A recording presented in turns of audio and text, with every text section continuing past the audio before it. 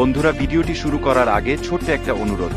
আপনি যদি ক্রিকেট ভালোবাসেন তাহলে এখনই ভিডিওটিতে একটি লাইক দিয়ে দিন এবং এমন দারুণ ক্রিকেট বিশ্লেষণ পেতে আমাদের চ্যানেলটি সাবস্ক্রাইব করে রাখুন। আজকের ভিডিওতে আমরা কথা বলবো দুইজন বিশ্বসেরা ফাস্ট বোলারকে নিয়ে, বাংলাদেশের কাটার মাস্টার মোস্তাফিজুর রহমান এবং ভারতের ইজরকার কিং জাসপ্রীত বুমরাহ। দুজনই ডেথ ওভারে অসাধারণ, কিন্তু প্রশ্ন হচ্ছে আসলে কে বেশি ভয়ঙ্কর? Thinking face. চলুন পুরো বিশ্লেষণে যাওয়া যাক। বাংলাদেশ ক্রিকেটে যখন নতুন এক পেসারের প্রয়োজন ছিল, ঠিক তখনই আবির্ভাব ঘটে মোস্তাফিজুর রহমানের। 2015 সালে পাকিস্তানের বিপক্ষে তার অভিষেক সিরিজই তাকে রাতারাতি সুপারস্টার বানিয়ে দেয়।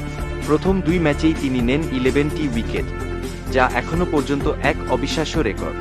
মোস্তাফিজকে আলাদা করে তোলে তার বোলিং স্টাইল। তিনি খুব বেশি গতির বোলার না, কিন্তু তার স্লোয়ার কাটার এমনভাবে আসে যে ব্যাটসম্যান বুঝতেই পারে না বল কখন ধীর হলো। বিশেষ করে শেষের ওভারগুলোতে যখন ব্যাটসম্যানরা বড় শট খেলতে চায়, তখন মোস্তাফিজ তাদের ভুল করতে বাধ্য করে। তার বলের গতি পরিবর্তন, লাইন লেংথ এবং কৌশল সব মিলিয়ে তাকে বলা হয় দফি। অন্যদিকে ভারতের জাসপ্রীত বুমরাহ একদম ভিন্ন ধরনের বোলার। তার বোলিং অ্যাকশন অদ্ভুত, কিন্তু সেটাই তার সবচেয়ে বড় শক্তি। বুমরাহর সবচেয়ে ভয়ঙ্কর অস্ত্র হল তার ইজরকার।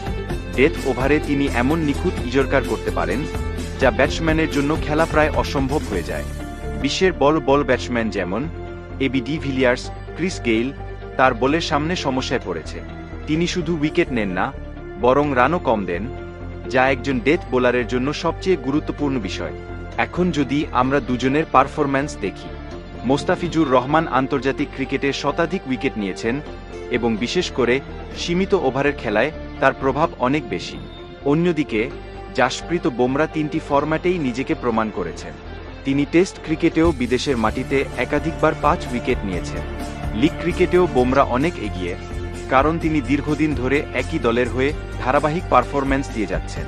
কিন্তু একটা গুরুত্বপূর্ণ বিষয় হল, মোস্তাফিজ যখন ফর্মে থাকেন তখন তিনি একাই ম্যাচ ঘুরিয়ে দিতে পারেন। এখন যদি আমরা স্কিলের দিকে তাকাই, মোস্তাফিজের শক্তি হল তার কাটার এবং স্লোয়ার বল। তিনি ব্যাটসম্যানকে বিভ্রান্ত করে আউট করেন। অন্যদিকে বুমরাহর শক্তি হল গতি, নিখুঁত লাইন এবং ইজরকার।